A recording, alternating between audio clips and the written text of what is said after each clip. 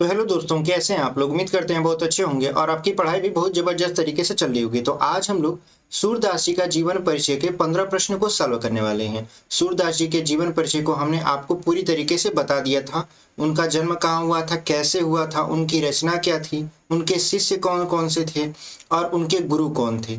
ये सारी चीजें हमने सूरदास जी के जीवन परिचय में पूरा का पूरा पढ़ लिया है। आज हम लोग इन्हीं के जीवन परिचय से संबंधित 15 प्रश्न आपके सॉल्व करने वाले हैं, जो कि आपके बहुविकल्पी प्रश्न होने वाले हैं। ठीक है।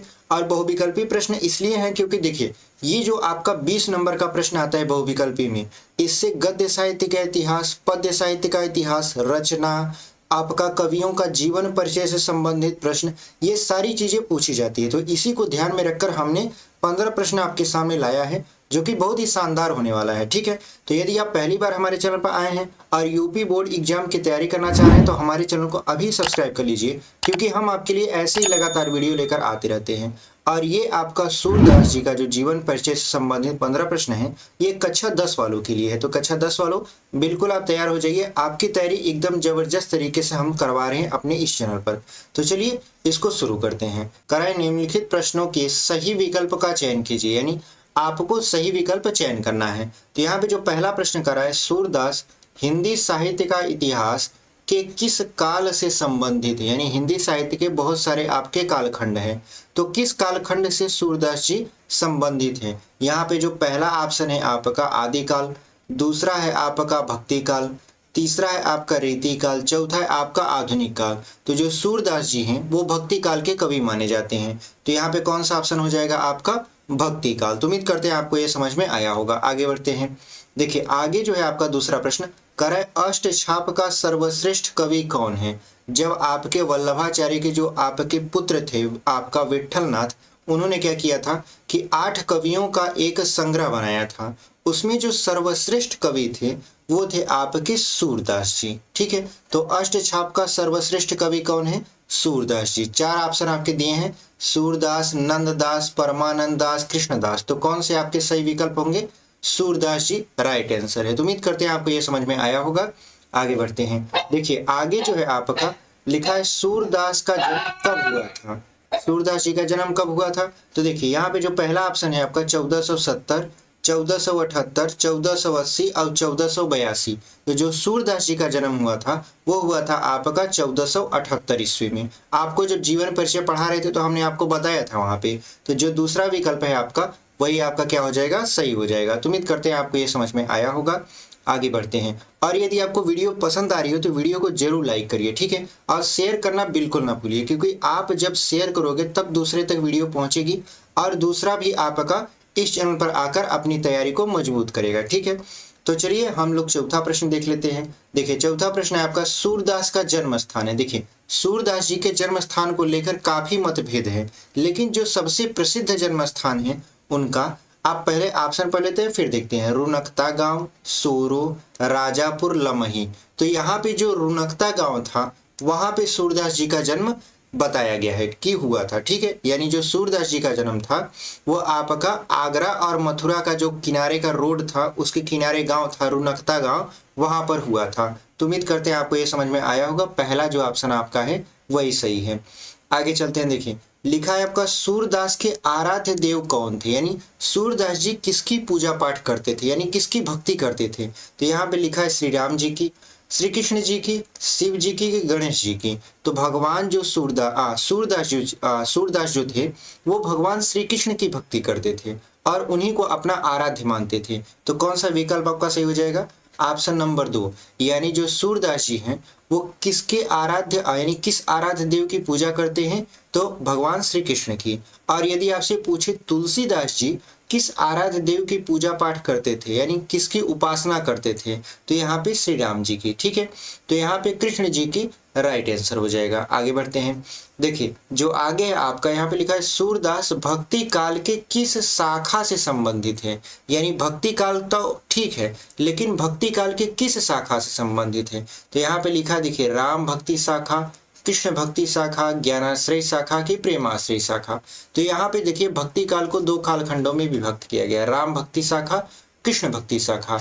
तो जो सूरदास जी थे वो आपके कृष्ण भक्ति शाखा के आपके कवि माने जाते हैं। लेकिन यदि आपसे यही सूरदास जी की जगह तुलसीदास कह दे तो तुलसीदास जी किस शाखा के कवि हैं? तो राम भक्ति शाखा के कवि हैं।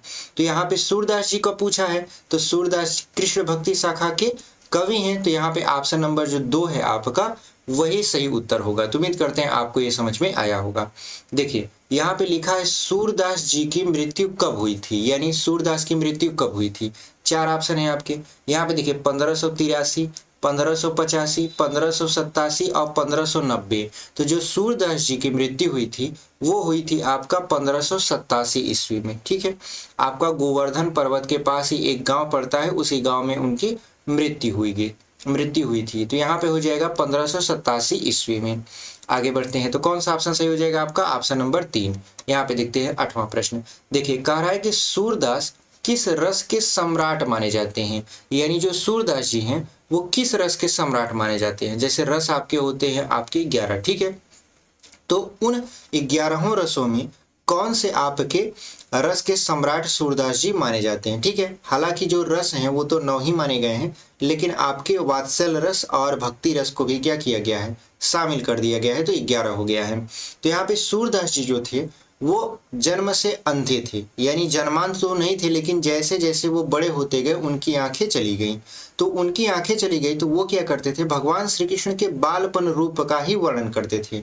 यानी आप उनकी जब आप पढ़ोगे, पद जब पढ़ोगे तो वो अक्सर भगवान के बाल रूप का वर्णन करते हुए मिलते हैं। यानी बाल रूप का मतलब वात्सल रस उसमें भरा पड़ा है उनके आपके पद में। तो यहाँ पे कौन सा ऑप्शन हो जाएगा? देखिए वात्सल रस है, करुण रस है, श्रृंगार रस है, हास्य रस है। तो यहाँ पे वात्सल रस का आपका ऑप्शन जो है वो सही हो जाएगा। वात्सल्य रस क्या होता है? बच्चों के प्रति जो प्रेम दिखाया जाता है वही आपका होता है वात्सल्य प्रेम, यानी छोटों के प्रति जो प्रेम दिखाया जाता है। तो option number A is the right answer. देखिए अगला जो है आपका सूरसागर किसके द्वारा रचित है? तो सूरसागर, साहित्य लहरी और सूर सारावली। ठीक है, ये 3 रचना जो है बहुत फेमस है सूरदास जी की। तो यहाँ पे जो ऑप्शन है तुलसीदास, सूरदास, कबीर, बिहारी, तो किसके हैं? सूरदास जी के, यानी जो सूरसागर है वो सूरदास जी की रचना है। आगे बढ़ते हैं। देखिए आगे जो है आपका सूरसागर में कुल कितने पद हैं, यानी सूरसागर जो रचना है सूरदास जी की उसमें कितने पद हैं। तो देखिए यहाँ पे है 1.25 लाख पद, 1 लाख पद, 50,000 पद, 25,000 पद। यानी इनकी जो रचना है सूरसागर उसमें कुल कितने पद हैं? तो यहाँ पे लिख देंगे आप 1.25 लाख पद, यानी option number A is the right answer. उनकी जो सूरसागर की रचना है उसमें 1.25 लाख पद हैं। ठीक है, आगे बढ़ते हैं। यहाँ पे है आपका निम्न में से कौन सी रचना सूरदास जी की है, यानी सूरदास जी की रचना को आपको पहचानना है। तो यहाँ पे लिखा देखिए सूरसागर, साहित्य लहरी, सूर सारावली और इनमें से सभी। तो आपको पहले क्वेश्चन में हमने आपको बताया था कि इनकी 3 रचनाएं बहुत फेमस है, सूरसागर, साहित्य लहरी और सूर सारावली, और तीनों दिया है। और चौथा ऑप्शन है आपका इनमें से सभी। तो चौथा ऑप्शन आपका क्या हो जाएगा? सही हो जाएगा। यानी ये जो तीनों रचनाएं हैं ये सभी आपके सूरदास जी की रचना है। ठीक है, आगे बढ़ते हैं। देखिए आगे जो है आपका यहाँ लिखा है सूरदास ने कृष्ण की आराधना की है, यानी कृष्ण की आराधना किस भाव से की है। प्रश्न पूछने का मतलब ये है कि सूरदास जी ने कृष्ण की आराधना, भगवान श्री कृष्ण की आराधना किस भाव से की है। दास्य भाव से, मतलब आप अपने आप को भगवान श्री कृष्ण का दास बताकर, कि सख्य भाव से, सख्य मतलब सखा के भाव से, यानी मित्र के माध्यम से, यानी मित्र के भाव से अपने आप को भगवान श्री कृष्ण का मित्र बताकर, भक्ति भाव से यानी अपने आप को भगवान का भक्त बताकर, कि शिष्य भाव से यानी अपने आप को भगवान का शिष्य बताकर। तो देखिए जो सूरदास जी हैं वो कृष्ण की आराधना साख्य भाव से करते थे, यानी उनको अपना क्या मानते थे? सखा मानते थे, कि ये भगवान श्री कृष्ण हमारे सखा हैं। ठीक है, और अपना भगवान भी मानते थे। तो यहाँ पे जो सही ऑप्शन होगा वो होगा सख्य भाव से। तो उम्मीद करते हैं आपको ये समझ में आया होगा। आगे देखिए, आगे आपका सूरदास के गुरु का नाम बताइए, यानी सूरदास जी के गुरु का क्या नाम था। यहाँ पे देखिए विठल दास, वल्लभाचार्य, निम्बकाचार्य की चैतन्य महाप्रभु। तो देखिए जो सूरदास जी के गुरु थे जिन्होंने उनको आपका मथुरा में जो आपका ने गोवर्धन में जो आपका एक मंदिर था उस मंदिर में उनको आपका कीर्तन करने के लिए रखे थे, तो वो कौन थे? वो थे वल्लभाचार्य। क्यों? क्योंकि ये जो थे ये जब सूरदास जी से मिले, क्योंकि सूरदास जी आपके अंधे थे और अपना पद लिखा करते थे, ठीक है। लेकिन जब वल्लभाचार्य जी इनसे मिले और सूरदास जी उनको अपना एक पद लिख कर सुनाए तो वल्लभाचार्य जी बहुत प्रसन्न हुए। ये जीवन परिचय में हमने आपको बताया है कि वल्लभाचार्य जी बहुत प्रसन्न हुए और कहा कि आप कृष्ण की भक्ति क्यों नहीं करते, आप भगवान श्री कृष्ण की भक्ति करो तो और उनका भजन कीर्तन करो। तो उन्होंने कहा ठीक है, मैं भजन कीर्तन करूंगा, ठीक है। तो ये जब सुनकर वल्लभाचार्य ने इनको क्या किया कि गोवर्धन के पास एक मंदिर था, उस मंदिर में इनको भजन कीर्तन करने के लिए रख दिया भगवान श्री कृष्ण का। और तभी से ये भगवान श्री कृष्ण के भजन कीर्तन में मंत्र मुग्ध हो गए और उन्हीं से आपके जुड़ी सारी रचनाएं उनके बालपन का करते गए। तो उनके गुरु कौन थे? वल्लभाचार्य जी। तो कौन सा ऑप्शन सही होगा? Option number B is the right answer, यानी दूसरा विकल्प आपका सही होगा। ये जो विट्ठल दास दिख रहे हैं, विट्ठल दास अष्ट छाप के रचयिता थे। विट्ठल दास वल्लभाचार्य के क्या थे? पुत्र थे और उन्होंने अष्ट छाप की रचना की थी, मतलब अष्ट छाप को बनाया था, जिसमें सूरदास जी जो थे वो आपके सबसे बड़े कवि निकलकर उसमें से आए थे, मतलब जो लीडर थे वो सूरदास जी थे। तो उम्मीद करते हैं आपको ये समझ में आया होगा। जो आपका विकल्प 2 है वल्लभाचार्य, वही सही है। आगे देखिए, लिखा है गोपियां सकल जोग के ईश किसे कहती हैं, यानी गोपियां सकल जोग के ईश किसे कहती हैं ये आपको बताना है। बलराम को कहती हैं, श्री कृष्ण को कहती हैं, उद्धव को कहती है कि नंद को कहती हैं। देखिए, जब भगवान श्री कृष्ण गोकुल से मथुरा चले जाते हैं, क्योंकि उनका जो आपका बालपन था वो गोकुल में बीता था और उनका जो युवावस्था था, यानी जब वो बड़े हो गए थे तो बड़े होकर कहाँ चले गए थे? मथुरा चले गए थे। जब मथुरा गए थे तो जो गोकुल की गोपियां थी वो उनके विरह में व्याकुल हो रही थी। तो भगवान श्री कृष्ण अपने मतलब मथुरा से उद्धव जी को भेजते हैं कि जाइए उद्धव और गोपियों को समझाइए कि वो रुदन ना करें, ठीक है। ये संसार की माया है और ये चलता रहता है। तो जब आपका उद्धव वहां से मथुरा से गोकुल आते हैं तो गोपियां उनको देखकर उद्धव से पूछती हैं, बहुत सारे सवाल पूछती हैं। ये पद में जब आपको पढ़ाएंगे तो पढ़ाएंगे कि कौन कौन से प्रश्न पूछती हैं और क्यों गोपियां उद्धव जी को ताना मारती हैं, ठीक है। तो उसी ताने मारने के चक्कर में, मतलब उसी ताना मारने का एक पद है कि सकल जोग के ईश, यानी हे उद्धव तुम ये समझते हो कि तुम पूरा, जोग मतलब होता है आपका एक माया होता है, मतलब भ्रमित कर देना, अपने मोह में भ्रमित कर देना। तो गोपियां क्या करती हैं कि उद्धव जी से कहती हैं कि तुम भगवान हो क्या जो हमको मोहने आए हो, हमको ये क्यों नहीं बताते कि भगवान श्री कृष्ण कब आएंगे गोकुल।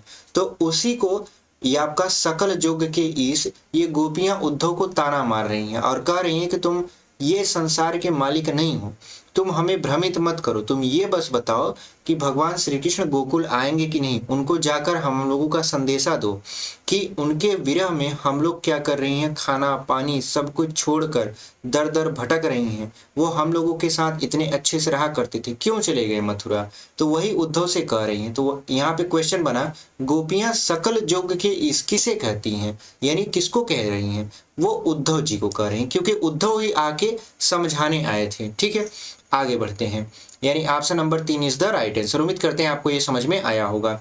आगे देखिए, यहाँ पे लिखा है सूरदास सिद्ध हस्त थे। सिद्ध हस्त का मतलब होता है अब उनकी जो लेखन कला थी उसमें वो पारंगत किस में थे? शांत रस के प्रयोग में, वात्सल्य रस के प्रयोग में, कि रौद्र रस के प्रयोग में, कि श्रृंगार रस के प्रयोग में। तो हमने आपको बताया कि देखिए जो सूरदास जी थे उनका सारा का सारा रचना अगर आप उठा के देखेंगे तो ज्यादातर रचना में उन्होंने वात्सल्य रस का प्रयोग बहुत ज्यादा किया है। बहुत ज्यादा इसलिए किया है क्योंकि वो भगवान श्री कृष्ण के बाल रूप का ही ज्यादा वर्णन करते थे, क्योंकि उनकी आंख न होते हुए भी वो अपने अंतर मन से जब देखते थे तो भगवान श्री कृष्ण का उनको बाल रूप ही दिखाई देता था। तो यहाँ पे जो ऑप्शन होगा वो होगा ऑप्शन नंबर 2, वात्सल्य रस के प्रयोग में सूरदास जी सिद्धहस्त थे, ठीक है। यानी उनकी जो रचनाएं थी उनमें अक्सर आपको वात्सल्य रस देखने को मिलेगा। तो ये 15 प्रश्न उम्मीद करते हैं आपको बहुत अच्छे से समझ में आया होगा। आपके एग्जाम के पॉइंट ऑफ व्यू से ये इंपॉर्टेंट थे, इसलिए हमने इसको करवा दिया, ठीक है। इनसे 1-2 प्रश्न हमेशा पूछा ही जाता है। तो उम्मीद करते हैं आपको ये 15 प्रश्न बहुत अच्छे तरीके से समझ में आया है। और यदि आप पहली बार हमारे चैनल पर आए हैं और हमसे जुड़कर पढ़ना चाहते हैं तो हमारे चैनल को सब्सक्राइब कर लीजिए आपका नोटिफिकेशन जो है जब हम वीडियो लाएंगे तो आपका पहुंच जाएगा आपके पास, जिससे आप वीडियो को अच्छे तरीके से समय अपना निकाल कर देख सकते हो। और केवल 10वीं की नहीं, 11वीं और 12वीं के यदि स्टूडेंट इसको देख रहे हैं तो उनके लिए भी वीडियो लगातार आ रहा है। ठीक है, तो मिलते हैं आपसे अगले वीडियो में। तब तक के लिए ऐसे ही पढ़ाई करते रहिए और आगे बढ़ते रहिए। मिलते हैं आपसे अगली वीडियो में।